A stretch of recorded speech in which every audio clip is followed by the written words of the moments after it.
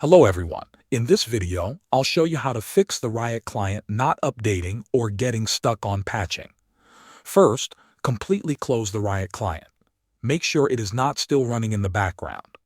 Check the system tray in the bottom right corner of your screen.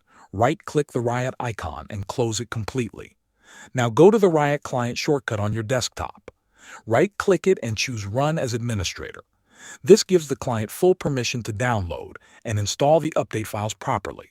Sometimes the update gets stuck because Windows blocks certain permissions. After opening the client as administrator, try the update again.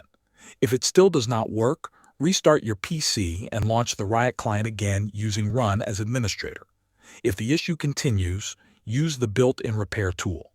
Open the Riot client and click on your profile icon in the top right corner.